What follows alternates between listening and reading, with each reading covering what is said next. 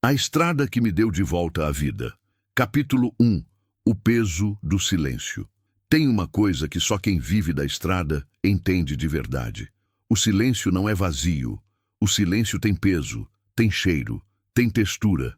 E quando você passa anos dentro de uma cabine, esse silêncio vai crescendo dentro do peito, feito raiz de árvore antiga, que vai fundo, vai longe, e no fim ocupa espaço que antes era de outra coisa. Antes era de Marta. Minha esposa ficou comigo por 17 anos. 17 anos de espera, de jantar guardado no fogão, de cheiro de café fresco quando eu chegava de madrugada, de voz mansa dizendo: "Chega, Tião, você já rodou demais hoje." 17 anos de uma vida pequena, quieta, honesta, do tipo que a gente só aprende a valorizar quando some. Ela foi num sábado de maio, aneurisma, sem aviso, sem despedida, sem uma última palavra. Eu estava em Araguaína quando recebi a ligação do meu cunhado. Fiz 700 quilômetros de volta com o estômago em fogo e o coração parado. E quando cheguei, ela já tinha ido. O corpo estava lá, mas ela já tinha partido. Isso foi há 3 anos. Desde então, a estrada virou minha companheira permanente. Não porque eu seja forte, mas porque parar dói mais do que continuar.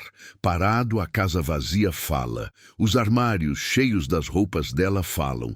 O travesseiro ainda com o contorno da cabeça dela fala. Em movimento, pelo menos o barulho do motor abafa um pouco. Pelo menos tem horizonte para mirar. Pelo menos existe uma sensação de que eu estou indo a algum lugar, mesmo que no fundo eu saiba que não estou indo a lugar nenhum. Naquela noite, eu saí de Gurupi, no sul do Tocantins, com carga de grãos para entregar em Anápolis. Eram quase 18 horas quando parti, o sol caindo vermelho sobre o cerrado, tingindo as bordas da BR-153, daquela cor de brasa que quem conhece o Centro-Oeste nunca esquece. O calor do dia ainda subia do asfalto em ondas, daquele jeito que parece que a estrada está respirando. O cheiro de terra ressecada misturava com diesel, com fumaça de palheiro de fazendeiro encostado no portão, com bafo quente de gado pastando perto do acostamento. Eu gosto dessa hora. É quando o dia cansa e a noite ainda não chegou. Um intervalo entre mundos. Uma brecha onde cabe o pensamento mais honesto que a gente tem. Fui pensando em Marta boa parte do caminho. Às vezes a saudade chega sem pedir licença, abre a porta da cabine e senta do meu lado, como se tivesse o direito de estar ali. E tem, afinal, tem o direito sim.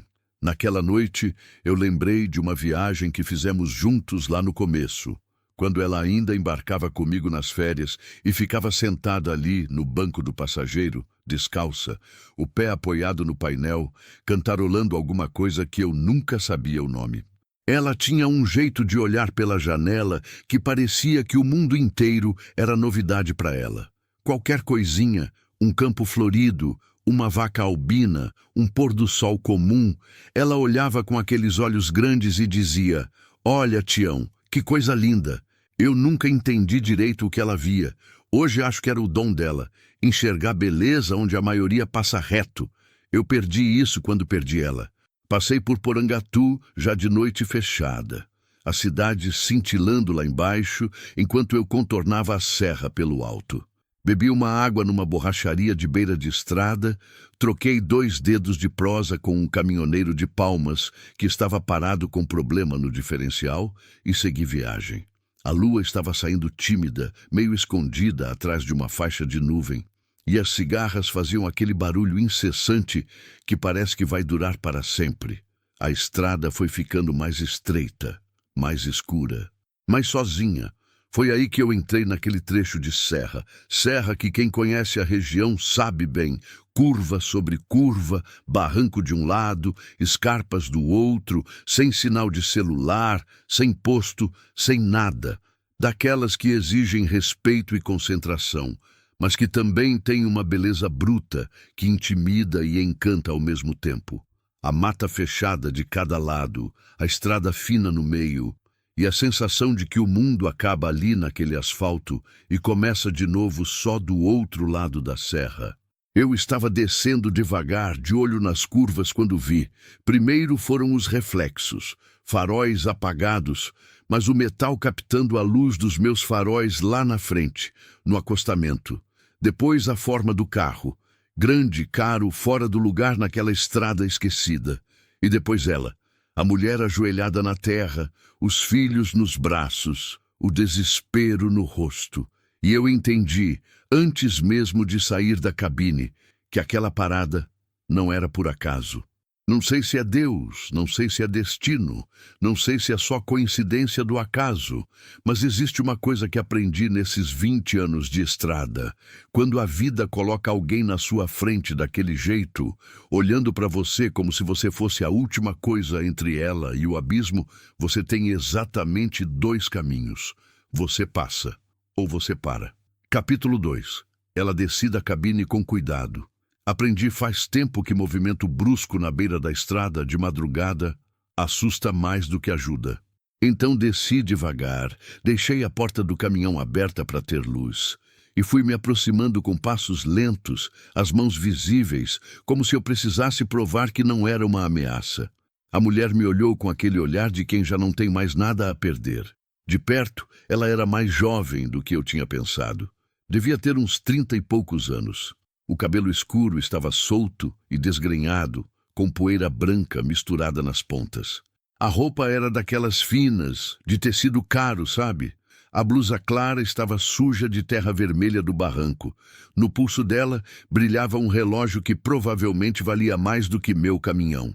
Mas nada disso importava agora, porque nos braços dela havia um menino pequeno, de uns 3 anos talvez, completamente largado, a cabeça pendendo para trás de um jeito que me gelou o sangue. Do lado, agarrada na cintura da mãe, a menina chorava sem fazer barulho. Esse tipo de choro que dói mais, quando a criança já chorou tanto que não tem mais voz, só lágrima e tremor. Moça, falei de novo, mais perto agora. O que aconteceu aqui? Ela abriu a boca, mas não saiu nada de imediato. Tentou de novo. O carro derrapou. Eu tentei frear, mas a voz quebrou. Meu filho não acorda. Eu gritei. Eu sacudi ele, mas ele não acorda. Ajoelhei na terra do lado dela. O menino tinha um roxo na testa, pequeno, mas visível. Respirava. Isso era o que mais importava. Ele respirava, mas a respiração era curta, irregular, daquele jeito que qualquer pai reconhece como sinal de perigo. Tem quanto tempo ele está assim? Não sei. 10 minutos.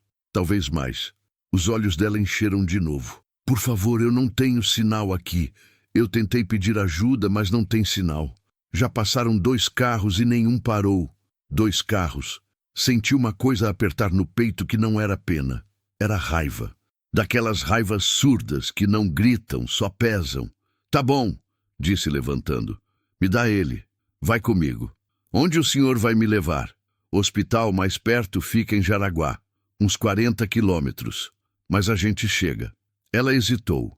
Vi nos olhos dela aquele cálculo rápido que as pessoas fazem quando estão com medo e precisam confiar em alguém que não conhecem. Um caminhoneiro de meia-idade, mãos grossas, rosto curtido de sol, descendo de um Scania vermelho no meio da madrugada. Eu entendi a hesitação. Não me ofendi. Moça, falei, olhando para ela com o que eu tinha de mais honesto. Eu tenho 62 anos. Fui casado 17. Não tenho ficha e não tenho maldade. Seu filho precisa de médico agora. Depois a senhora decide o que pensa de mim. Ela me olhou por 2 segundos. Depois me entregou o menino. Subi de volta na cabine com ele nos braços. Passei para a moça que subiu logo atrás. Acomodei a menina que se espremeu do lado da mãe sem soltar a cintura dela uma vez sequer. Dei a partida, acendi o pisca-alerta por hábito e acelerei. Como ele chama? Perguntei, olho na estrada. Gabriel. A voz dela era um fio. Ele tem 4 anos. E a menina? Letícia, 7. E a senhora? Uma pausa pequena. Fernanda. Tião, respondi. Sebastião Duarte, mas pode chamar de Tião. Ela não respondeu. Estava com o filho no colo, a mão no rostinho dele, os lábios se movendo baixinho. Rezando, eu acho. ou fazendo aquele tipo de promessa silenciosa que as mães fazem quando sentem que estão no limite. A estrada era ruim naquele trecho. Buraco aqui, buraco ali, lombada sem sinalização, curva fechada. Eu conhecia cada detalhe, porque já tinha rodado ali dezenas de vezes. Mas mesmo assim ia com cuidado, tentando não sacudir demais, consciente de que tinha uma criança machucada no banco ao meu lado. "O senhor vai devagar de propósito?" perguntou Letícia de repente. A voz da menina me pegou de surpresa, tão pequena, tão direta. "Vou", respondi, "porque o balanço faz mal para o seu irmão agora." Ela considerou isso por um momento. "Tá bom", disse com aquela seriedade de criança que decide confiar num adulto e pronto. Fernanda soltou um soluço curto. Conteve, engoliu. Eu fingi que não ouvi. Tem horas que a dignidade de alguém passa exatamente por você fingir que não está vendo a dor dela, que está olhando para a estrada, que está ocupado com outras coisas, deixar que ela chore sem precisar se explicar, sem precisar se envergonhar da fraqueza que não é fraqueza nenhuma. É só humanidade. Rolamos em silêncio por um tempo. Foi ela quem falou primeiro. "Por que o senhor parou?" Demorei um segundo para entender a pergunta. "Como assim?" "Os outros não pararam. O senhor parou. Por quê?" Pensei numa resposta boa. Não achei nenhuma. "Porque não consigo dormir quando deixo as coisas para trás." Respondi no fim. Ela ficou quieta com isso. Eu também. A estrada foi abrindo. O asfalto melhorou um pouco. As curvas foram espaçando. E lá na frente, na escuridão do cerrado, surgiu o primeiro sinal de vida. A luz amarela de um posto de combustível, fraca, distante, mas real. "Quase lá", murmurei, mais para mim do que para eles. Foi quando Gabriel se mexeu.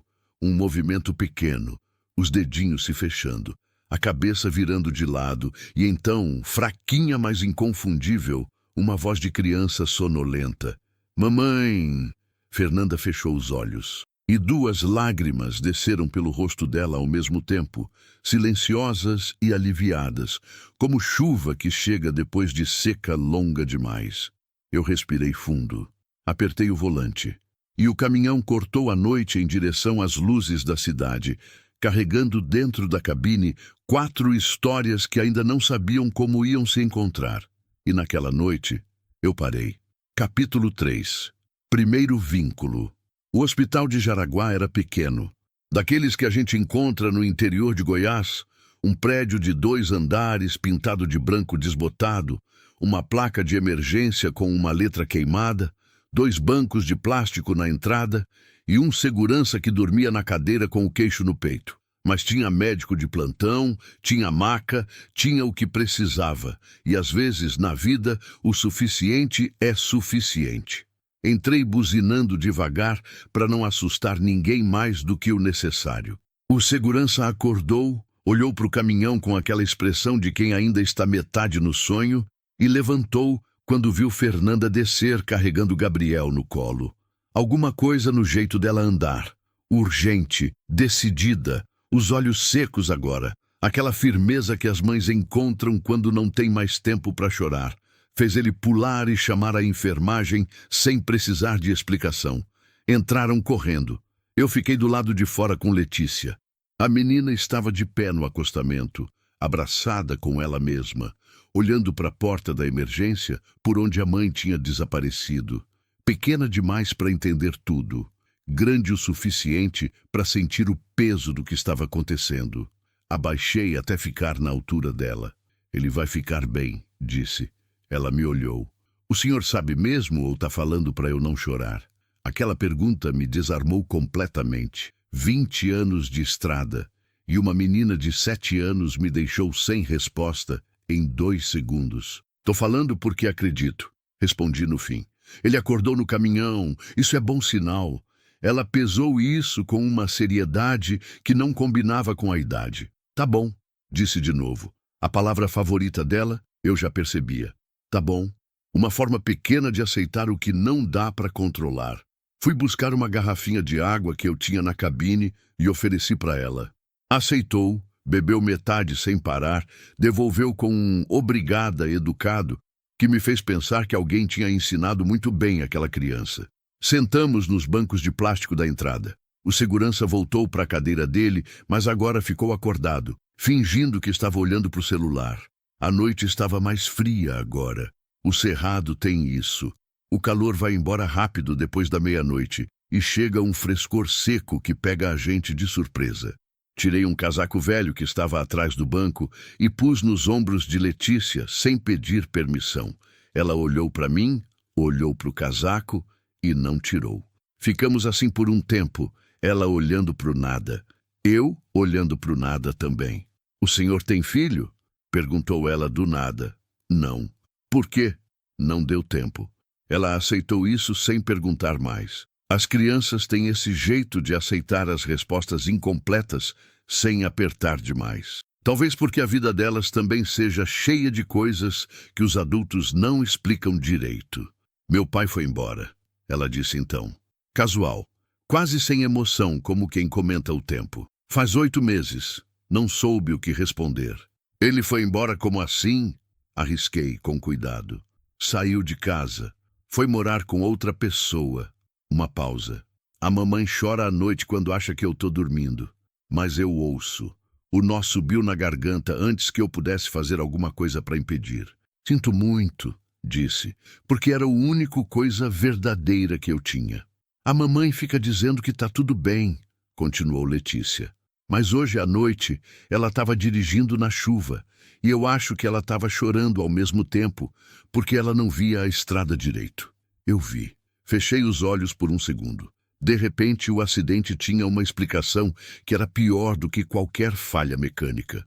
Uma mulher sozinha, 2 filhos, 8 meses carregando uma dor que não cabia dentro dela, tentando atravessar uma estrada escura enquanto as lágrimas embaralhavam tudo. E uma curva que não perdoou. "Letícia", disse abrindo os olhos, "você é muito corajosa." Ela me olhou de lado, desconfiada, como se fosse uma armadilha. "Por que o senhor fala isso?" "Porque cuidar de quem a gente ama sem que ninguém perceba é a coisa mais difícil do mundo. E você faz isso." Ela ficou quieta. Depois virou o rosto para o outro lado. Mas eu vi, antes que ela escondesse, o canto do lábio tremer.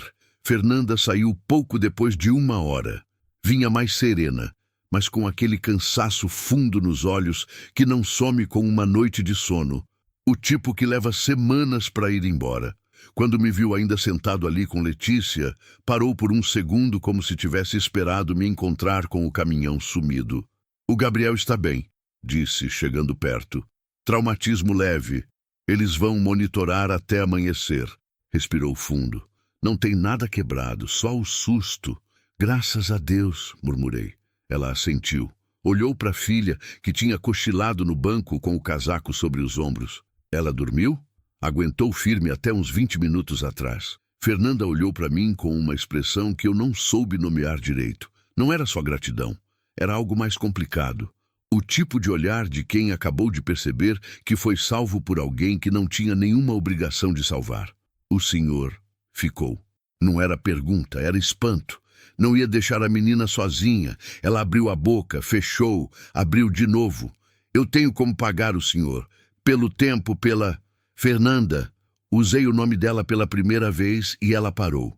"Não precisa disso." "Mas..." "Não precisa." Ela me olhou por um longo momento e então fez algo que não esperava. Sentou no banco ao lado de Letícia, passou o braço em volta da filha adormecida, recostou a cabeça na parede de trás e fechou os olhos. Não dormiu. Eu sabia que não estava dormindo, mas precisava parar. Precisava fingir por um minuto que o peso tinha diminuído. Eu entendi aquilo muito bem. Era exatamente o que eu fazia na estrada. Fui até a cabine buscar minha garrafa térmica de café. Voltei, servi numa das tampas de plástico e deixei do lado dela sem dizer nada. Ela abriu os olhos, olhou para o café, olhou para mim. "Leite e açúcar?" perguntou com um traço pequeníssimo de algo que quase era humor. "Puro e sem açúcar, desculpa." "Tá bom assim," bebeu devagar. Eu fiquei de pé encostado na parede, tomando a minha tampa também. olhando para o estacionamento vazio, onde o Scania vermelho repousava com o motor frio debaixo do céu estrelado de Goiás. Vocês estavam indo para onde? Perguntei depois de um tempo. Para casa da minha mãe, em Anápolis. Uma pausa. Saí de Séries mais cedo do que devia. Achei que ia conseguir chegar antes da chuva. A chuva pegou? Na serra. Foi rápido, mas foi forte. Ela olhou para frente, para os azulejos descascados da parede da recepção. Eu não devia ter saído tão tarde. Eu sei que não devia. Aquilo não era só um comentário sobre o acidente. Era uma confissão mais antiga, mais profunda. O tipo de coisa que a gente fala sobre um episódio, mas que na verdade é sobre a vida inteira. A gente às vezes decide mal quando está cansado, disse eu com cuidado. Não é culpa, é humano. Ela me olhou. Nos olhos dela passou alguma coisa que não consegui identificar direito. O senhor perdeu alguém? Perguntou de repente. A pergunta me pegou no centro do peito. Perdi, respondi. Ela esperou, mas eu não completei. E ela, diferente de muita gente, não insistiu. Ficamos em silêncio. Um silêncio diferente do que eu estava acostumado. Não o silêncio vazio da cabine do caminhão que pesa e ecoa. Era um silêncio compartilhado, do tipo que só acontece entre pessoas que, sem se conhecer, já reconhecem uma a outra de algum jeito. Dois cacos do mesmo tipo de dor. No interior do hospital, Gabriel dormia monitorado. Letícia dormia no banco, com meu casaco velho nos ombros. E lá fora, o cerrado ia clareando muito devagar, como quem não quer acordar o que ainda precisa descansar. Eu não fui embora, nem pensei em ir. Capítulo 4. A tempestade que veio de dentro. O sol nasceu torto naquele dia. Daquele jeito avermelhado, quase roxo, que no cerrado significa que o tempo vai virar antes do meio-dia. O céu tinha aquela cor de cobre queimado nas bordas, e as nuvens do oeste já vinham carregadas, pesadas, empurrando o calor para frente como quem varre poeira para debaixo do tapete. Eu conheço esse céu. 20 anos de estrada ensinam a ler o tempo como se fosse um rosto. E aquele rosto não estava bonito.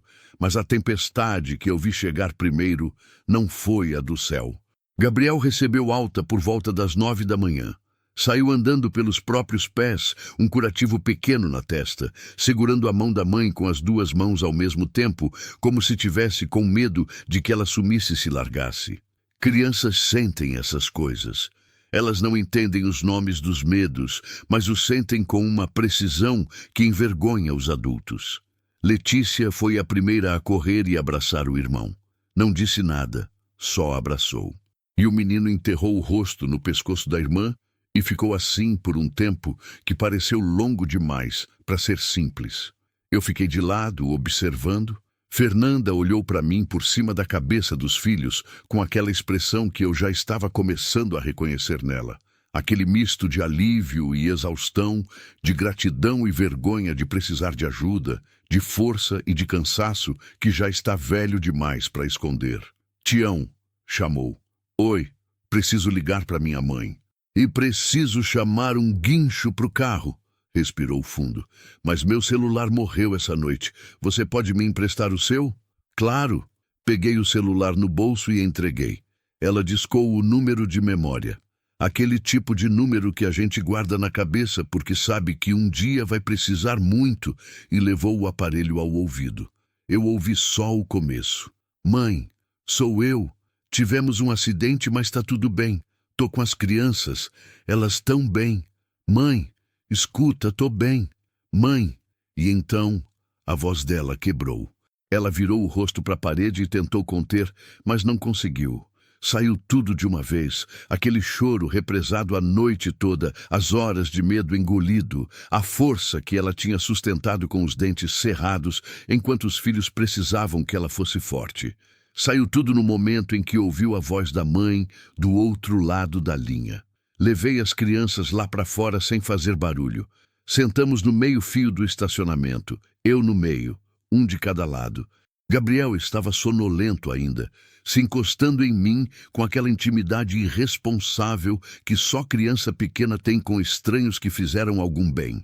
Letícia ficou quieta, olhando para o Scania. Esse caminhão é seu? Perguntou ela. É velho? É, mas funciona bem. Como se chama? Olhei para ela de lado. Nunca ninguém tinha me feito essa pergunta. Não tem nome, não. Ela franziu a testa, séria, ofendida até. Todo caminhão tem que ter nome. Estudou o Scania por um momento. Esse aqui parece um Rufino. Rufino? É, parece um Rufino. Gabriel levantou a cabeça do meu ombro com um interesse repentino. Rufino, repetiu, saboreando a palavra como se fosse nova. Eu gosto. E assim, sem consultar o dono, 2 filhos de uma mulher que eu mal conhecia batizaram meu caminhão de 20 anos com um nome que nunca tinha tido. Rufino. Sorri por dentro com aquilo. Foi a primeira vez que sorri em vários dias. Fernanda voltou com olhos vermelhos, mas postura recomposta. Me devolveu o celular com um obrigada que tinha camadas demais para ser só sobre o telefone. Minha mãe vai mandar meu irmão buscar a gente, disse. Deve demorar umas 3 horas. Tá bom. Eu estava prestes a dizer que podia ir, que minha carga esperava, que já tinha feito minha parte. Estava prestes, mas não saiu. Ela percebeu o meu hesitar. O senhor precisa ir, disse ela. Não era acusação. Era uma saída que ela estava me oferecendo. Preciso, mas não agora, respondi. Não vou deixar vocês aqui sem saber como termina. Ela me olhou por um segundo mais longo que o necessário. Por que o senhor é assim? Como assim, assim? Desse jeito. Ela procurou a palavra. Cuidadoso. Eu não soube o que responder. Nunca pensei em mim mesmo com esse adjetivo. Tião da boleia, caminhoneiro, viúvo, solitário. Cuidadoso nunca tinha entrado na lista. Aprendi com alguém, disse no fim. Ela não perguntou com quem, mas algo no meu tom deve ter dito o suficiente, porque ela assentiu devagar, com aquele assentimento de quem reconhece uma perda sem precisar que expliquem. Fomos buscar alguma coisa para comer numa padaria que ficava na rua de trás do hospital. Uma daquelas padarias de interior com cheiro de pão quentinho e aquele café coado que parece que tem mais amor do que técnica. E por isso é melhor do que qualquer coisa de cafeteria chique. Gabriel comeu um pão com manteiga com uma seriedade de quem não tinha comido em anos. Letícia pediu suco de laranja e tomou olhando pela janela para as pessoas passando na calçada. Fernanda comeu pouco. Ficou mexendo no copo de café, olhando para o tampo da mesa. Eu percebi, mas não disse nada. Foi ela que falou, depois de um silêncio comprido. O acidente de ontem não foi só a chuva. Levantei os olhos para ela. Ela não estava me olhando. Estava olhando para o café. A gente não precisa... Preciso falar. Interrompeu baixinho. Faz 8 meses que não falo com ninguém de verdade. Com adulto, quero dizer. Com alguém que não vai me julgar ou que não vai contar para todo mundo de Ceres. Aquilo pousou com peso. Ceres era uma cidade pequena. Eu conhecia Ceres. Todo mundo conhece todo mundo em Ceres. Pode falar, disse. Ela respirou fundo. Meu marido saiu de casa em março. Foi morar com uma funcionária da empresa dele. A voz era plana, controlada, mas os dedos no copo apertavam. Empresa que é da família dele, aliás, que meu sogro fundou, que eles assumiram quando meu sogro ficou doente. Uma pausa. E aí ele achou que porque o dinheiro era da família dele, a casa também era, o carro era, as crianças eram. Eu fiquei quieto. Ele entrou com uma ação para ficar com a guarda dos filhos. Disse que eu sou instável. Disse que não tenho condições. Ela parou. Recomeçou. Tem um advogado caro do lado dele, que sabe muitos truques, e tem um juiz que joga golfe com o sogro todo sábado. E do seu lado? Do meu lado, tem eu e minha mãe. E a verdade, que nem sempre pesa tanto quanto deveria na balança. Aquilo ficou no ar como fumaça. Eu pensei em tudo que não sabia dizer. Pensei em Marta, que nunca precisou lutar por nada porque nunca foi injustiçada desse jeito. Pensei na minha própria solidão, que pelo menos era limpa. Não tinha adversário, não tinha disputa, não tinha alguém do outro lado tentando me tirar o que era meu. Você vai ganhar, disse, mesmo sem ter como saber. Ela me olhou. O senhor não sabe disso. Não sei. Mas sei que quem luta pelos filhos daquele jeito que você lutou ontem naquela estrada não é instável. É o tipo de mãe que não para em pé de jeito nenhum. Os olhos dela encheram. Ela desviou o rosto. Olhou pela janela. Piscou rápido várias vezes. Do outro lado da mesa, Gabriel tinha acabado o pão e estava tentando convencer a irmã a dar um gole do suco dela com um argumento que envolvia muita gesticulação e pouca lógica. Letícia resistia com paciência de irmã mais velha, que é um tipo de paciência que não se ensina, só se desenvolve por necessidade. A cena era tão normal, tão simplesmente humana, e ao mesmo tempo tão frágil. Aquela família pequena, apertada num canto de padaria de interior, tentando se manter junta, enquanto o mundo lá fora puxava em direções diferentes. Eu senti uma coisa que não esperava sentir. Não era pena. Pena é distante, olha de cima. Era reconhecimento. Era aquela sensação de ver em alguém outro uma dor que você conhece de dentro, diferente na forma, igual no peso. Foi quando o celular que estava na mesa vibrou. Fernanda olhou para o número. A expressão dela mudou numa fração de segundo. Uma contração pequena, quase imperceptível, mas eu estava olhando e vi. Quem é? Perguntei, antes de me dar conta de que não era da minha conta. Ela não respondeu de imediato. A tela continuou vibrando. É o advogado do meu marido, disse ela por fim. Ele liga todo dia. Uma vez, 2 vezes. Respirou pelo nariz. Às vezes 3. Por quê? Porque cada ligação é um recado novo, uma ameaça nova, uma cláusula nova que o juiz vai assinar, uma prova nova que eles inventaram, um prazo novo que eu não consigo cumprir porque não tenho dinheiro para advogado bom. A voz estava ficando tensa, o timbre subindo um pouco, porque eles sabem que se ligarem todo dia, em algum momento eu vou quebrar. A tela parou de vibrar. O silêncio que veio depois foi pesado demais. Gabriel tinha parado de gesticular e olhava para a mãe com aquela percepção de criança pequena, que não entende as palavras, mas entende perfeitamente o clima. Letícia tinha o copo de suco parado no meio do caminho entre a mesa e a boca. Fernanda percebeu os filhos olhando. Respirou, sorriu. Um sorriso que não chegou aos olhos, mas chegou o suficiente para eles. Tá tudo bem, disse. Tô bem. Tá tudo bem. As mesmas palavras que Letícia tinha me contado na noite anterior. A frase que aquela família vinha repetindo faz 8 meses como um feitiço contra o desabamento. Eu olhei pela janela da padaria. Lá fora, o céu de cobre tinha ficado mais escuro. As nuvens do oeste tinham chegado mais perto. Um vento seco levantou poeira na calçada, rodou por um segundo e foi embora. Chuva vindo, de verdade dessa vez. E eu sabia, sentindo aquilo tudo, o peso dela, o medo dos filhos, o celular vibrando com recados de quem quer destruir o que resta de uma família, que a tempestade de Fernanda não era de água, era de gente. Capítulo 5. O que a estrada guarda. Tem coisas que a gente carrega na estrada que não cabem em nenhuma mala. Não são coisas que a gente escolhe levar. São coisas que ficam, que grudam no banco do motorista, no retrovisor, no cheiro do café da garrafa térmica, que aparecem de madrugada quando o rádio perde o sinal e o silêncio toma conta, que sobem na cabine sem pedir e ficam ali do lado, olhando o horizonte junto com a gente.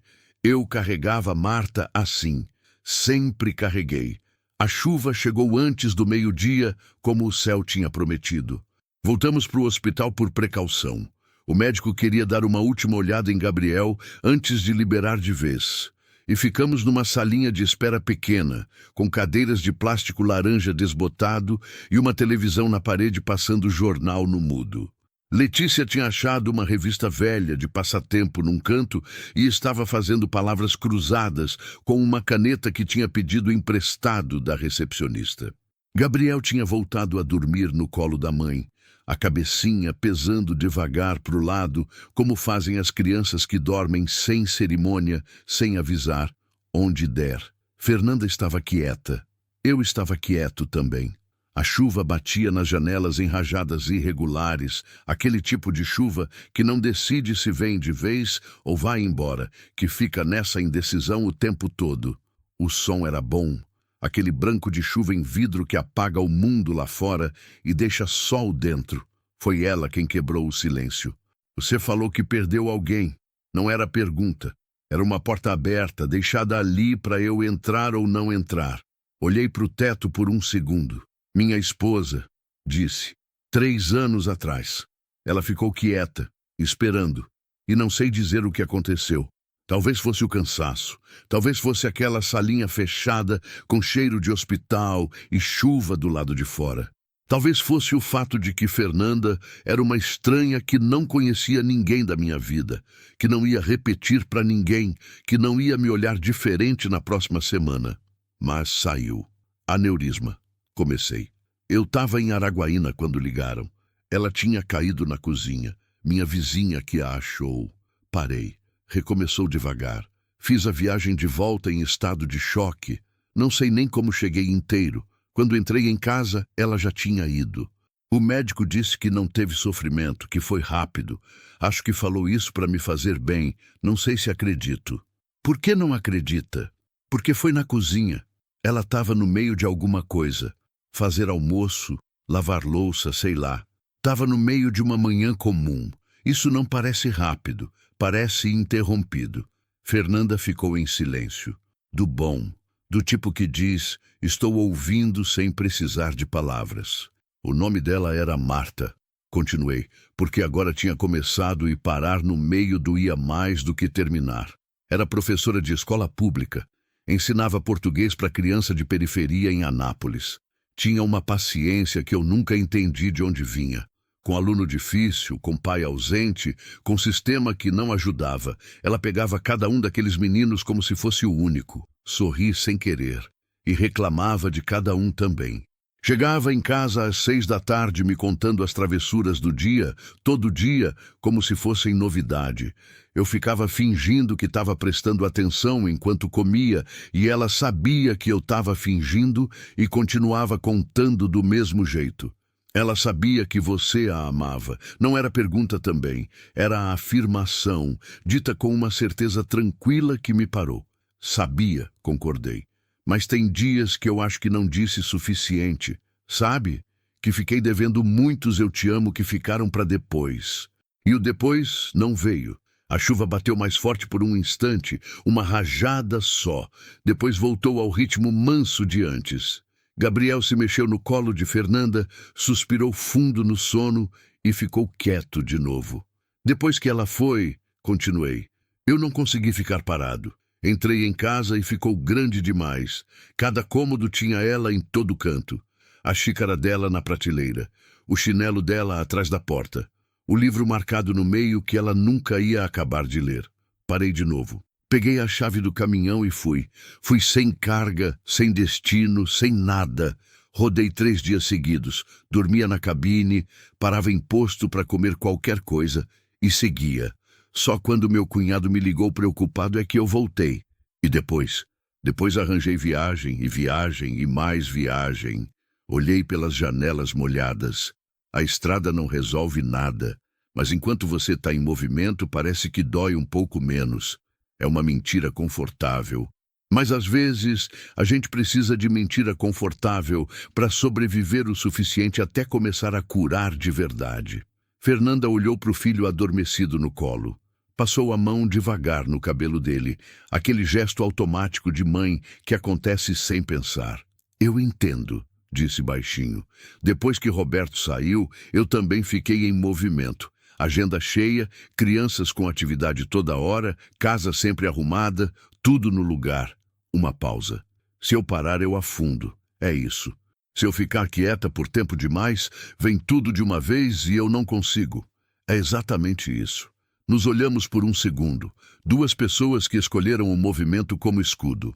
Métodos diferentes. Ela, a agenda, eu, a estrada.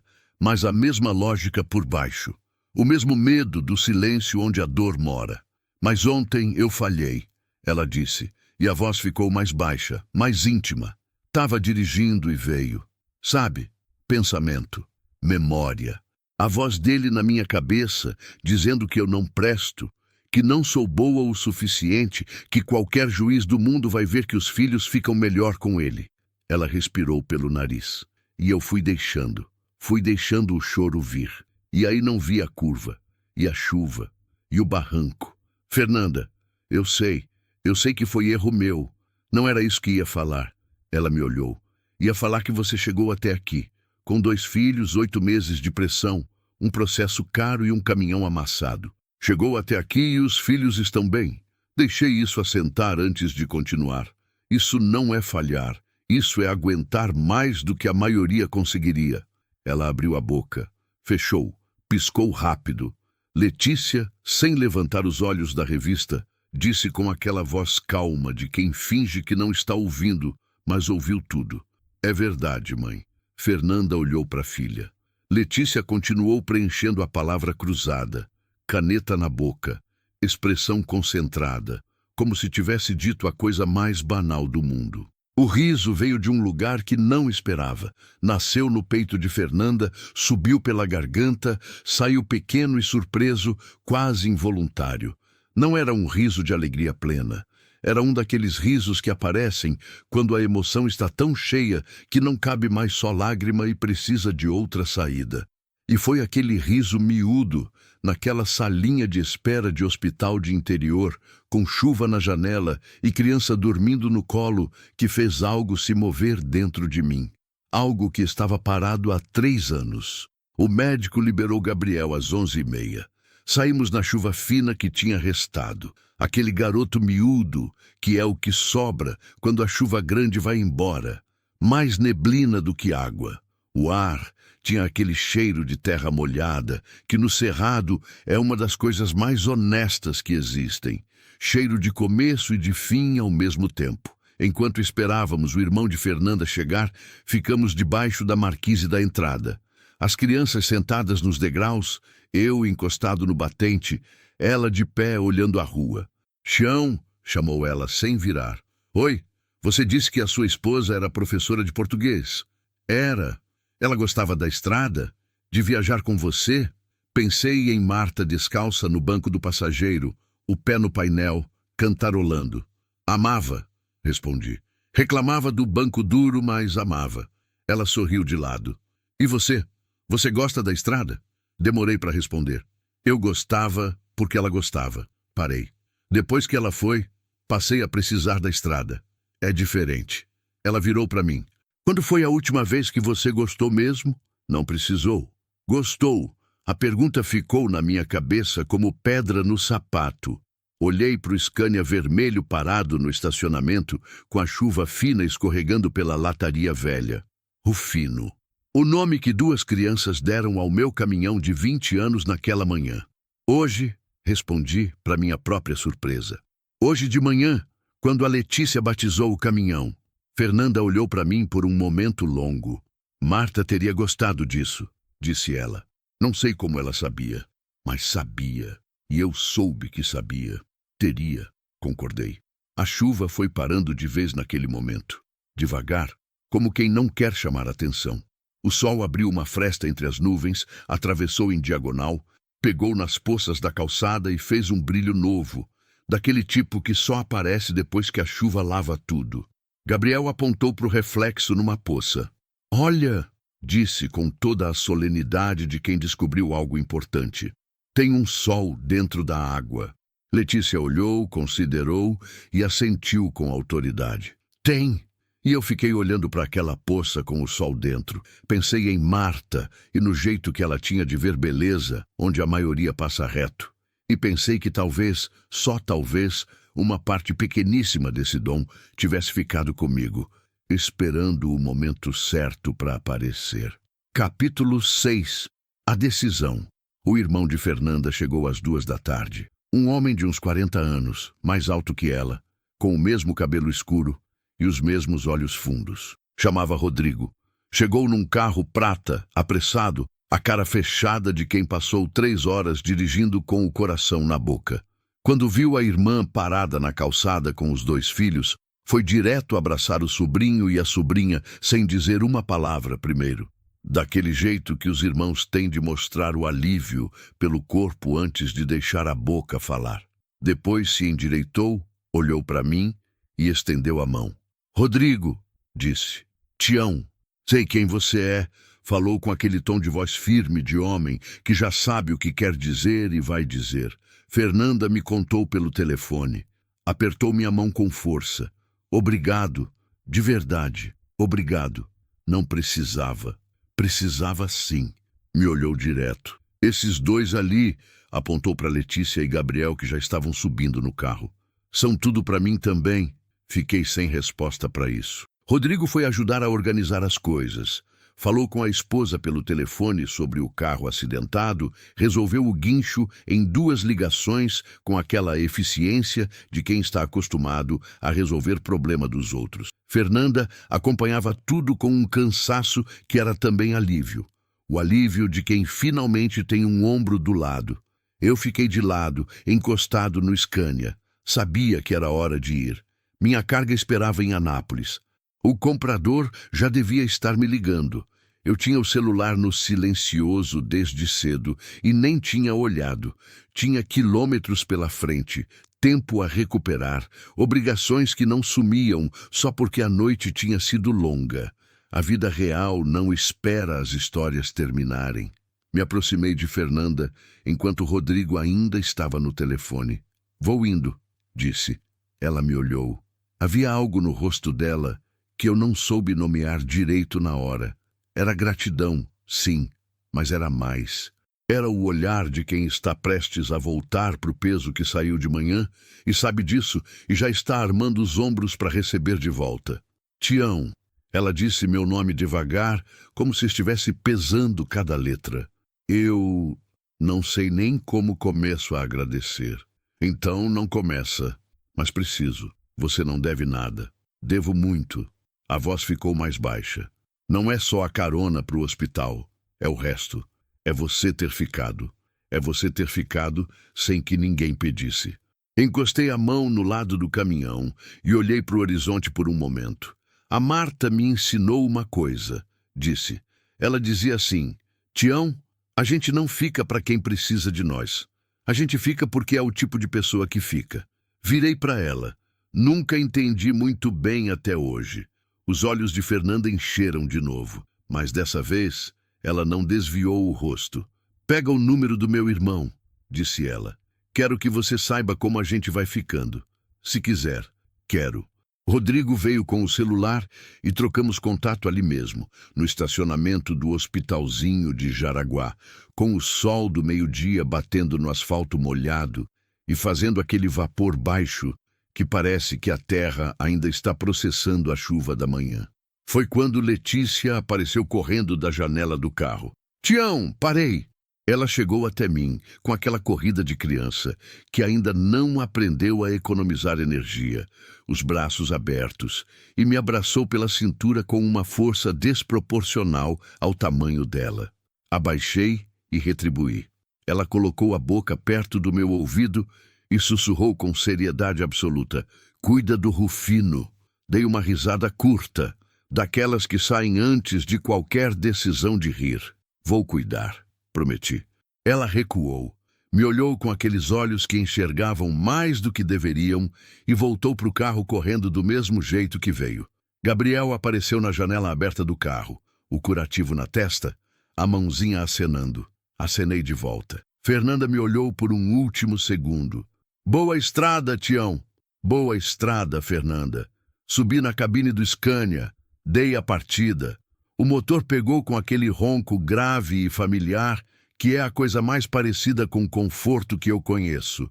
Saí devagar do estacionamento. No retrovisor, vi o carro de Rodrigo ainda parado, vi a janela de trás e a mãozinha de Gabriel ainda acenando até eu dobrar a esquina e sumir.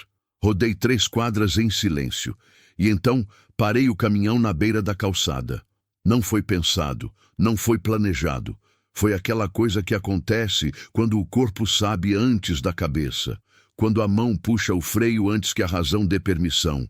Fiquei parado com o motor ligado, olhando para o para-brisa. Pensei em Fernanda, no advogado que ligava todo dia. na ação de guarda que um juiz de golfe ia julgar. Nos 8 meses de uma mulher tentando se manter inteira enquanto alguém com dinheiro e influência tentava convencer o mundo de que ela estava se despedaçando. Na noite anterior, ela sozinha numa estrada de serra com 2 filhos e um carro amassado e 2 carros que passaram sem parar. Pensei em Letícia, de 7 anos, que ouvia a mãe chorar de noite e não dizia nada porque sabia que dizer ia piorar. Pensei em Gabriel, que segurou minha mão no caminhão enquanto dormia, como se eu fosse algo sólido no meio de uma noite que não tinha nada sólido. Pensei em Marta. Pensei no que ela teria feito. Não precisei pensar muito. Peguei o celular. Liguei para o comprador da carga em Anápolis. Expliquei que ia atrasar. Emergência, sem mais detalhes. O homem reclamou como era de esperar, e eu ouvi a reclamação com paciência, e disse que ia compensar no frete próximo. Depois disso, fiquei olhando para o celular por um momento. Tinha o número de Rodrigo, mas não era para Rodrigo que eu precisava ligar. Levou um pouco mais de meia hora para eu voltar até o hospital. O carro de Rodrigo ainda estava no estacionamento. Eles tinham voltado para pegar uns documentos do Gabriel que tinham ficado com a enfermagem. Quando entrei na recepção, Fernanda me viu e parou no meio do corredor, com uma expressão que misturava surpresa e aquela coisa delicada que se parece com esperança, mas ainda não tem coragem de ser esperança de vez. Você voltou. Voltei. Respirei fundo. Tenho um conhecido em Goiânia, advogado de família. Homem sério, bom no que faz. Não é barato, mas é honesto, e honesto vale mais do que barato num caso assim. Olhei para ela. Posso fazer uma ligação se você quiser. Não prometo nada, mas posso apresentar. Ela ficou parada. Rodrigo, que estava atrás dela, cruzou os braços e me olhou com uma expressão séria que foi mudando devagar enquanto eu falava, até chegar em algo que era quase incredulidade. Você não precisa fazer isso, disse Fernanda. Sei que não preciso. Por que está fazendo então? Pensei na resposta certa por um segundo. Porque passei a noite inteira lembrando que tinha 2 caminhos naquela estrada. Passar ou parar. Encarei ela. E toda vez que escolho parar, a vida muda para algum lado. Nem sempre para o lado que eu espero, mas sempre muda. Fernanda me olhou por um tempo longo. Não sei o que ela viu, mas o que eu vi nela foi uma porta se abrindo. Devagar, com cuidado, daquele jeito de quem ficou com porta fechada por tempo demais e ainda não confia nos gonzos. Como se chama esse advogado? Perguntou ela por fim. Cláudio Saraiva. Trabalhamos juntos num caso lá em 2018. Longa história. Peguei o celular. Posso ligar agora se quiser. Ela olhou para o irmão. Rodrigo descruzou os braços. Liga, disse ele simplesmente. Cláudio atendeu no 3º toque. Expliquei a situação em linhas gerais. Mulher sozinha, ação de guarda, marido com recurso e influência, juiz possivelmente comprometido. Cláudio ficou quieto, ouvindo com aquela atenção de advogado que sabe que os detalhes que o cliente omite às vezes são mais importantes do que os que conta. Quando terminei, ele perguntou: quem é o marido? Olhei para Fernanda. Ela disse o sobrenome. Eu repeti para o Cláudio. Ouvi ele soltar um som do outro lado. Não de surpresa, de reconhecimento. Conheço esse nome, disse ele. O pai desse homem tem uma história comprida com o judiciário daquela região. Uma pausa pensativa.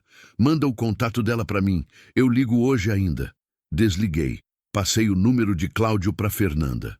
Ela ficou olhando para o celular na mão, com aquela expressão de quem recebe algo que não esperava merecer. Não era ingenuidade. Era aquela surpresa específica de quando o mundo faz algo bom num momento em que você já tinha parado de esperar que fizesse. Tião, disse ela, com voz que estava segurando muita coisa. Não prometo que vai dar certo. Adiantei. A vida não deve nada a ninguém. Você sabe disso melhor do que eu.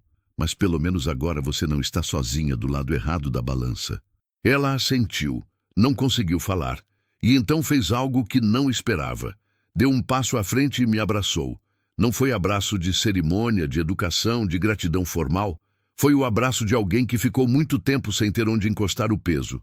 Breve, honesto, humano. Eu correspondi, sem exagero, sem durar mais do que devia. Quando recuou, ela enxugou o rosto rápido com as costas da mão e olhou para o lado como se precisasse de um segundo para reorganizar o rosto. Letícia, que tinha aparecido sem que ninguém percebesse, observava tudo com as mãos na cintura e uma expressão de aprovação séria. Rufino chegou de volta, anunciou ela, como quem confirma uma suspeita que já tinha. Eu ri, de verdade dessa vez, do tipo que sobe do fundo e não pede licença. E foi aí, naquele estacionamento de hospital de Goiás, com cheiro de terra molhada e sol quebrando entre nuvens, que eu entendi que havia tomado a decisão certa. Não porque ia mudar tudo, não porque tinha garantia de final feliz, mas porque era a decisão que Tião da Boleia tomaria. O Tião que Marta conheceu, o que ela gostava. O que eu tinha deixado adormecido em algum quilômetro da estrada e que naquela manhã estranha e longa tinha voltado. Subi no caminhão pela segunda vez. Desta vez, sem olhar para o retrovisor, porque não estava indo embora. Estava indo em frente. E tem diferença. Capítulo 7. Travessia. Tem uma diferença entre o caminhoneiro que parte e o que segue. O que parte está fugindo de algo. O que segue está indo a algum lugar. Naquela tarde, pela primeira vez em 3 anos, eu estava seguindo. Peguei a BR-153, sentido Anápolis, com o sol já tombando para o oeste. Aquela luz de fim de tarde que pinta o cerrado de dourado e faz as árvores tortas do bioma parecerem esculturas propositais, como se tivessem crescido dobradas assim de indústria, só para ficar bonitas nessa hora específica do dia. O caminhão rodava bem. Rufino rodava bem. Ainda estava me acostumando com o nome, mas convenhamos que combinava. Tinha qualquer coisa de velho e firme num Rufino. Nome de homem que não corre, que não se apressa, que está onde está e faz o que tem que fazer sem alarde. Letícia tinha acertado na mosca sem saber. Fui pensando no telefonema que o Cláudio ia dar à noite. Não sabia o que ia acontecer. Nunca sei. A vida na estrada ensina que o máximo que a gente tem é o próximo quilômetro. O de depois é especulação. Mas sabia que Cláudio era bom, que conhecia os meandros desse tipo de disputa e que o nome que Fernanda tinha dito ao telefone tinha feito algo mudar no tom da voz dele. Reconhecimento. Talvez até interesse profissional. O tipo que nasce quando um advogado vê uma causa que vai além do caso em si. Tinha que ser suficiente. Por enquanto, tinha que ser. Parei num posto entre Rialma e Jaraguá para abastecer e tomar mais um café. O frentista era um menino novo, devia ter uns 18 anos, que olhou para o Scania com aquele olhar de admiração jovem que os caminhoneiros mais novos têm pelos veteranos de estrada. Bonito o caminhão, disse ele, enquanto enchia o tanque. É velho, respondi, mas conservado. Bateu de leve na lataria com o nó do dedo, como quem testa a firmeza. Esses velhos são melhores, feitos para durar. Não soube se ele estava falando do caminhão ou de outra coisa, mas guardei aquilo de qualquer jeito. Tomei o café em pé no balcão, olhando para o pátio do posto, onde outros caminhões descansavam com o motor apagado. Tinha um motorista dormindo na cabine aberta, o braço pendurado pela janela. Outro conversava ao telefone encostado na roda traseira, gesticulando com a mão livre para ninguém. Uma mulher com uma criança no colo comprava biscoito no caixa, a criança de olho no sorvete da geladeira com aquela cobiça honesta que só a infância tem. Cenas normais.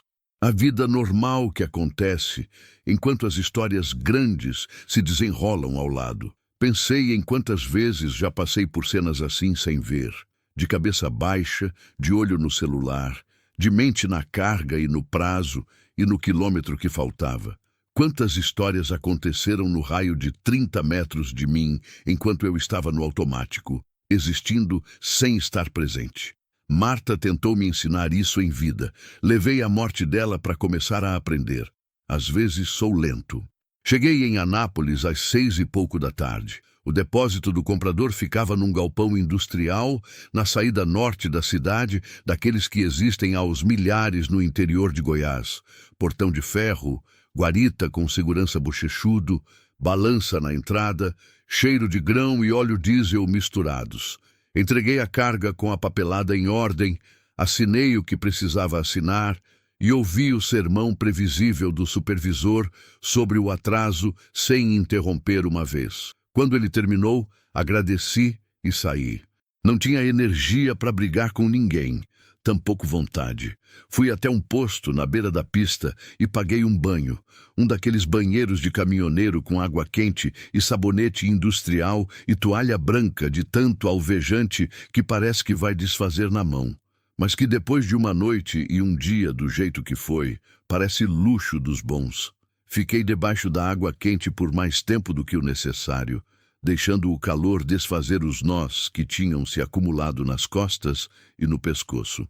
Pensei na noite anterior, no trecho de serra escuro, nos reflexos metálicos no acostamento, em Fernanda ajoelhada na terra com os filhos, em Gabriel com a cabecinha pendurada, na corrida de 40 quilômetros com o coração na garganta.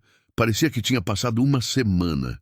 Tinha sido menos de 24 horas. Me vesti, peguei minha marmita fria no isopor que estava na cabine desde Gurupi, frango com arroz e feijão que a dona da pensão que eu frequentava lá tinha embalado de manhã. E comi sentado no degrau do caminhão, olhando o movimento do posto entrar e sair, os faróis de carro riscando o início da noite. O celular vibrou. Cláudio. Atendi rápido. Falei com ela, disse ele, sem preâmbulo, do jeito que Cláudio sempre foi. É um caso sério, Tião, mas não é perdido. Longe disso. Me conta. Ouvi por uns 15 minutos, sem interromper. Cláudio tinha uma memória impressionante para detalhes jurídicos. Citou artigos, precedentes, peculiaridades do processo que Fernanda tinha descrito e fez tudo soar como um mapa que tinha solução desde que a gente soubesse por qual caminho ir. O juiz é o problema, disse ele no fim, mas existem recursos e o histórico do sogro naquela comarca não é tão limpo quanto eles gostariam. Tem algumas pedras que, se a gente mexer com cuidado, podem fazer barulho nos lugares certos. Você vai pegar o caso? Uma pausa. Você sabe que não trabalho de graça, Tião. Sei. Mas também não preciso que ela pague adiantado se não tiver condição agora. A gente acerta depois. Outra pausa menor. Você me indicou bons negócios ao longo dos anos. Considero um investimento. Sorri para a noite. Obrigado, Cláudio. Obrigado você. Esse tipo de caso é o que me lembra porque virei advogado. Um som de papéis do outro lado. Passa o contato dela de novo, que eu já agendo uma reunião para a semana que vem. Desliguei. Fiquei olhando para o celular por um momento. Depois mandei mensagem para o Rodrigo. Cláudio ligou. Vai pegar o caso. Boa notícia. A resposta veio em menos de um minuto, um emoji de mãos juntas. E depois de alguns segundos, Fernanda tá chorando aqui, de alívio. Obrigado, Tião, de coração. Guardei o celular.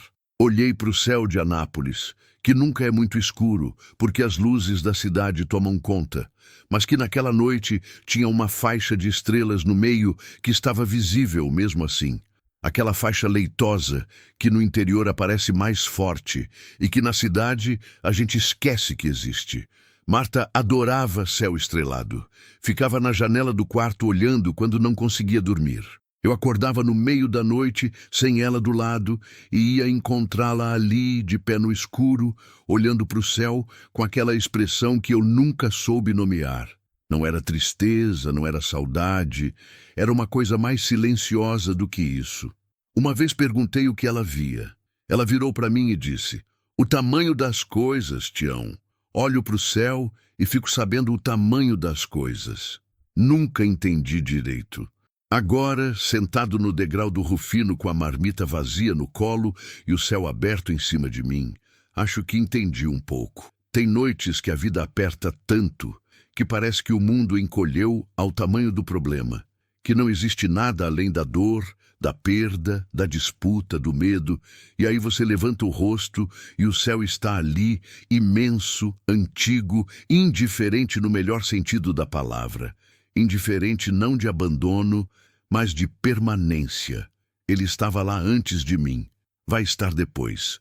As estrelas que eu via eram a mesma luz que Fernanda ia ver quando saísse do carro do irmão mais tarde, que Letícia ia ver se ficasse acordada olhando pela janela, que Gabriel ia ver daqui uns anos, quando for grande o suficiente para se lembrar da noite em que acordou no caminhão de um estranho que cheirava a diesel e café.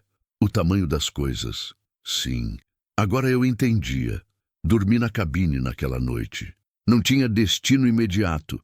O próximo frete só saía na manhã seguinte, de Anápolis para Uberlândia, carga de equipamento industrial, rotina pura. Recostei o banco, coloquei o rádio bem baixinho numa estação que tocava música sertaneja antiga, daquelas de viola e voz, e fiquei ouvindo enquanto o sono não chegava. Chegou uma mensagem de número desconhecido. Abri. Tião, sou a Fernanda. Rodrigo me passou o número. Queria só dizer uma coisa. Esperei. Faz 8 meses que eu acordo todo dia achando que não vou aguentar mais um. Hoje foi diferente. Não porque os problemas sumiram, mas porque alguém parou o caminhão. Obrigada por parar. Fiquei olhando para a mensagem por um tempo comprido. Depois digitei. Boa noite, Fernanda. Cuida dos meninos e de você também. Mandei. Ela mandou de volta só um coração pequeno, simples, sem exagero, do jeito que as coisas verdadeiras são. Pus o celular no suporte, voltei a olhar para o teto da cabine e fiquei ouvindo o rádio. A viola tocava alguma coisa que eu não sabia o nome, mas que conhecia de ouvido, de alguma viagem antiga, de alguma madrugada parecida com aquela. Uma melodia que tinha saudade, mas não era triste, que tinha perda, mas também tinha continuidade. Pensei em Marta, não com aquela dor aguda de antes que corta, com outra coisa. Uma dor mais mansa, mais assentada, do tipo que a gente aprende a carregar sem que pese menos, mas sem que paralise também. Tião, a gente não fica para quem precisa de nós. A gente fica porque é o tipo de pessoa que fica. Sempre fui esse tipo. Só tinha esquecido por um tempo. A música continuou. O Rufino ficou quieto no escuro do pátio. E eu dormi, de verdade, sem acordar no meio da noite, sem o silêncio me acordar.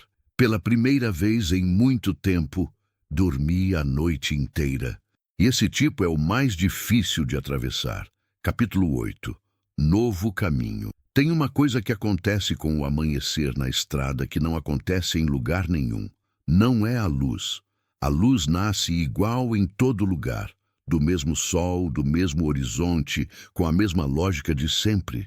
O que é diferente é a sensação, porque quando você acorda dentro de uma cabine de caminhão e o primeiro coisa que vê é o céu abrindo devagar no para-brisa, parece que o dia está nascendo especificamente para você. Como se o mundo inteiro tivesse esperado você abrir os olhos para começar. Naquela manhã, pela primeira vez em 3 anos, senti isso de novo. Saí de Anápolis às 6h20, com o sol ainda baixo e o ar fresco daquele jeito gostoso que o Cerrado tem nas manhãzinhas, antes que o calor tome conta de tudo. A carga de Uberlândia estava amarrada no baú, a papelada em ordem, o tanque cheio, tudo no lugar. Mas eu não era o mesmo que tinha saído de Gurupi 2 dias antes. Não sei explicar direito o que tinha mudado. Não foi um troço grande, não foi revelação, não foi virada dramática, não foi nada que eu pudesse apontar com o dedo e dizer, foi aqui, nesse momento exato, que eu mudei. Foi mais como quando a chuva para e a gente só percebe o silêncio depois que ele já durou um tempo. Uma ausência que demora para ser notada. O peso que some antes que a gente perceba que estava pesando. Botei o rádio, deixei a música entrar e cantei. Baixinho, desafinado, sem saber metade da letra. Mas cantei, coisa que não fazia faz não sei quanto tempo. Marta reclamava que eu cantava no banho e na cabine e que nos 2 lugares era igualmente ruim. E eu concordava e continuava cantando do mesmo jeito. Depois que ela foi, a música foi junto. O rádio ficou como barulho de fundo, companhia sem conteúdo, som sem significado. Naquela manhã, a música voltou. Pode parecer pouca coisa. Para mim não foi. Parei num café à beira da pista lá pelas 8 da manhã, num daquele tipo de lugar que não tem nome na placa. Só um letreiro pintado à mão que diz lanche e café, e uma mesa de fora com uma toalha xadrez vermelha e branca pesada por um saleiro. A mulher que atendia era idosa, baixinha, com cabelo preso, e o avental com uma mancha de café que devia ter anos de história. Trouxe o café sem que eu pedisse, daquele escuro, grosso, em xícara pequena, e um pedaço de bolo de fubá embrulhado num guardanapo de papel. "Você veio de longe?" perguntou ela, apoiando as mãos na mesa, do jeito que as pessoas velhas fazem quando querem conversar. "De Anápolis, mas comecei de Gurupi." Ela assentiu, como se isso fizesse todo o sentido do mundo. "Parece mais descansado do que a maioria que para aqui." "Dormi bem pela primeira vez em muito tempo", disse, e foi verdade sem enfeite. Ela me olhou com aqueles olhos miúdos de pessoa velha que viu muita coisa e já não precisa de explicação para entender. "Às vezes, a gente precisa de um dia ruim para dormir direito depois", disse ela simplesmente. "É o jeito que o corpo cobra o que a alma guardou." Não soube o que responder para isso. Então não respondi nada. Só tomei o café. E o café estava bom. Uberlândia ficava a pouco mais de 200 quilômetros. Rodar sozinho naquela manhã foi diferente de qualquer outra solidão que eu conhecia. A cabine era a mesma, o assento era o mesmo, com o mesmo amassado do lado direito de tanto apoiar o cotovelo.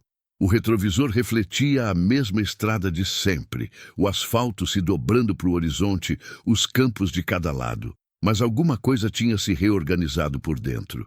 Fui pensando em tudo enquanto rodava. Em Fernanda.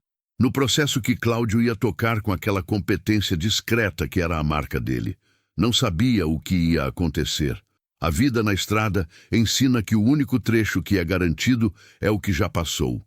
O de frente é sempre hipótese. Mas sabia que ela não estava mais sozinha. E isso valia mais do que qualquer garantia. Em Letícia, com a caneta na boca, preenchendo palavras cruzadas numa salinha de espera de hospital às 3 da manhã, carregando mais do que criança de 7 anos devia carregar, e carregando com uma dignidade que envergonhava. Em Gabriel, com a mãozinha acenando pela janela do carro até o dobrar a esquina e sumir. Em Rufino, o caminhão de 20 anos sem nome que agora tinha um. Sorri de novo com isso. Marta teria adorado aquela história. Teria ouvido tudo com os olhos arregalados e no fim teria dito: "Você viu? Você finalmente viu." Como se ela soubesse de antemão que um dia eu ia aprender a enxergar o que ela enxergava. Só estava esperando eu chegar lá no meu tempo. Eu era lento, mas cheguei. 3 semanas depois daquela noite, recebi uma ligação de Rodrigo. Estava num posto em Itumbiara, tomando meu café do meio da tarde, quando o número apareceu na tela. Atendi já com o coração um pouco acelerado. É o jeito que a gente fica quando espera notícia de um caso que importa. "Tião." A voz de Rodrigo estava diferente, mais leve. "Tenho coisa boa para te contar. O Cláudio tinha encontrado o que precisava. Não vou entrar em detalhe porque não são detalhes meus para contar. São da Fernanda, e ela que decide o que compartilha e com quem. Mas o essencial é isso. O histórico do sogro, naquela comarca, tinha uma mancha velha que o Cláudio sabia como usar. O juiz foi transferido antes mesmo que a audiência acontecesse. Uma coincidência que Cláudio disse que não era bem coincidência. O processo ganhou uma respiração nova. E o marido de Fernanda, diante das pedras que o Cláudio começou a mover com cuidado cirúrgico, achou mais prudente propor um acordo. Um acordo razoável. Do tipo que deixa a mãe com a guarda, que deixa as crianças onde são felizes, que devolve para Fernanda o direito de respirar sem a pressão constante de uma ameaça nova todo dia. Não era tudo que ela merecia, mas era suficiente para recomeçar. E às vezes o suficiente é o que importa. Fiquei em silêncio depois que Rodrigo terminou de contar. Tião, tá aí? Tô, respondi. Só precisei de um segundo. Ele riu um pouco. A Fernanda quer falar com você, mas tá sem jeito. Uma pausa. Você conhece ela ainda há pouco, mas já deve ter notado que ela tem dificuldade de pedir coisa. Notei. Então estou ligando por ela. Ouvi o sorriso na voz. Obrigado, Tião, por tudo. Pelo hospital, pelo Cláudio, por ter ficado naquela madrugada sem que ninguém pedisse. Segurei o café com as duas mãos e olhei para o movimento do posto. Caminhões entrando e saindo. Vida normal de estrada acontecendo em volta de mim. Ela vai ficar bem, disse. Vai, concordou ele. Com tempo. É o que a gente tem. Fernanda me mandou mensagem naquela noite. Não era longa. Ela não era de textos longos. Aprendi isso naquelas semanas de conversa espaçada, mensagem aqui e ali, atualização sobre o processo, pergunta sobre a estrada, resposta sobre as crianças. Uma amizade que foi crescendo devagar, sem pressa, do jeito que as coisas que ficam crescem. A mensagem dizia: hoje a Letícia perguntou do Rufino. Queria saber se ele está bem. Disse que sim. Ela disse para dar um abraço nele da parte dela. Sorri. Respondi. Dei o abraço. Ele agradeceu. Ela mandou uma risada. Depois, Tião, quando você parou naquela estrada, você salvou mais do que a gente pensa. Não foi só o acidente, sabe? Fiquei olhando para a mensagem.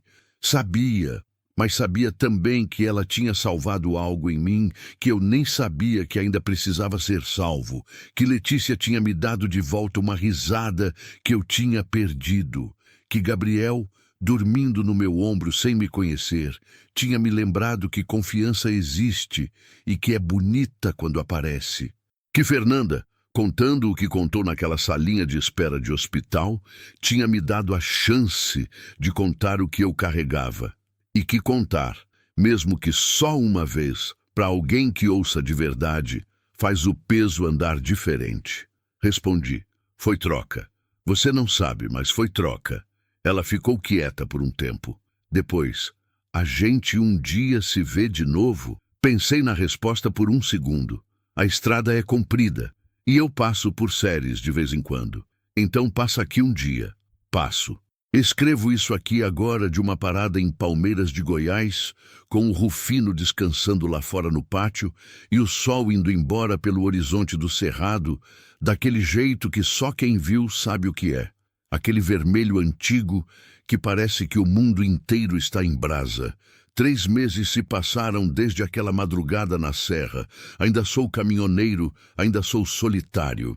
Ainda carrego Marta comigo em cada quilômetro, no cheiro do café da garrafa térmica, no olhar que lanço para o campo florido de passagem, naquele gesto automático de diminuir o volume do rádio quando vem uma música que ela gostava, mesmo que ninguém mais esteja aqui para ouvir junto. A saudade não foi embora, não vai nunca, mas mudou de forma, ficou mais parecida com companhia e menos parecida com peso. Mais parecida com ela do jeito que era, viva, presente, vendo beleza nas coisas miúdas, e menos parecida com o silêncio que ficou depois. Aprendi que luto não tem prazo, mas aprendi também que luto não é o fim da história. É um capítulo longo, difícil, que some o apetite e o sono e a vontade de cantar. Mas é capítulo. A história continua. Continua quando uma menina de 7 anos dá nome ao seu caminhão.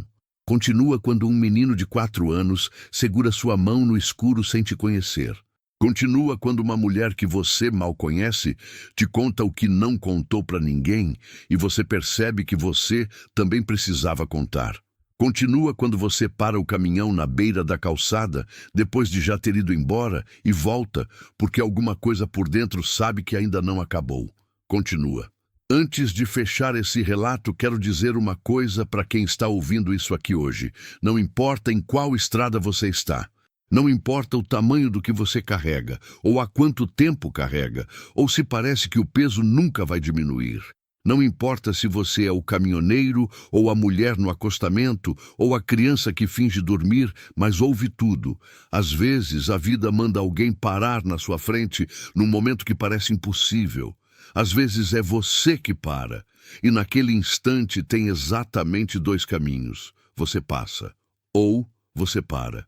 E quando você para, quando você escolhe ficar, mesmo sem obrigação, mesmo sem garantia, mesmo sem saber o que vem depois, alguma coisa muda, não necessariamente no outro. Às vezes, só em você, mas muda, sempre muda.